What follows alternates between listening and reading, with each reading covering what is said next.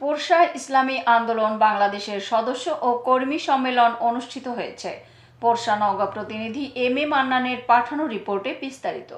4 September বৃহস্পতিবার সকাল 10টায় সারাইগাছি school মাঠে এই সদস্য ও কর্মী সম্মেলন অনুষ্ঠিত হয়েছে।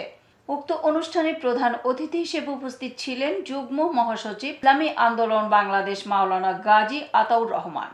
বিশেষ অতিথি হিসেবে উপস্থিত ছিলেন কেন্দ্রীয় সাংগঠনিক সম্পাদক খুলনা বিভাগ আলহাজ মুফতি মোস্তফা কামাল এবং বিভাগীয় সাংগঠনিক সম্পাদক রাজশাহী মুফতি শেখ নুরুন নবী এবং জেলা, থানা ও ইউনিয়নের নেতৃবৃন্দ উপস্থিত ছিলেন।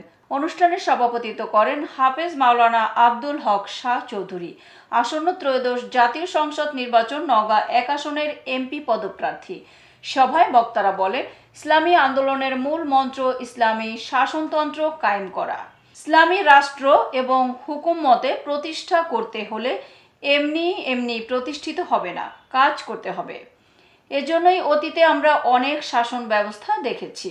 তারা শুধু মানুষকে প্রলোভন দেখিয়ে নিজের অবস্থা পরিবর্তন করেছে এবং গড়েছে কোটি কোটি টাকা, সম্পদ, বাড়ি, গাড়ি। এতে করে একদিকে নিজেদের ভাগ্যের উন্নয়ন হয়েছে, অন্যদিকে দেশ ধ্বংসের দিকে পতিত হয়েছে এবং দেশে খুন, নির্যাতন, ডাকাতি, ছিনতাই সহ বিভিন্ন অপরাধমূলক কার্যকলাপ বৃদ্ধি পেয়েছে। দেশের মানুষ কোনো সুফল পায়নি।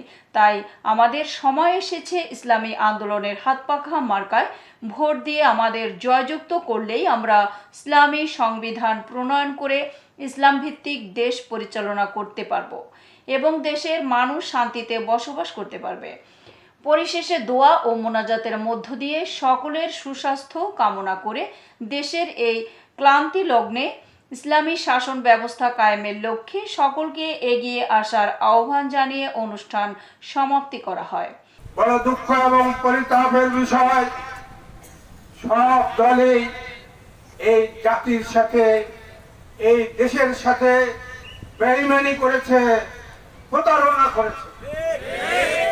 প্রিয় ভাইরা আমার, শুধু এটাই না, আজকে চায়নার কথা চিন্তা করেন। আজ থেকে 47 বছর আগে 1978 সালে এই চায়নার জনগণ দুবেলা পেট ভরে ভাত পেত না। তাদের পরনের ভালো মতো কাপড় ছিল না, তারা অর্থহারে এবং অনাহারে ছিল। কিন্তু এই 47 বছর বয়সে, 47 বছর পরবর্তীতে এই চায়না পুরো বিশ্বের মধ্যে তারা ব্যবসা, বাণিজ্য, অর্থনীতি, সমরস্ত্র সবকিছু দিক দিয়ে পৃথিবীর যারা পরাশক্তি রয়েছে তাদেরকে আজকে টেক্কা দিয়ে কথা বলছে। এতক্ষণ সঙ্গে থাকার জন্য ধন্যবাদ। ION টিভি নিয়মিত আপডেট পেতে ভিজিট করুন আমাদের ওয়েবসাইট, ফেসবুক, ইনস্টাগ্রাম ও ইউটিউব চ্যানেলে।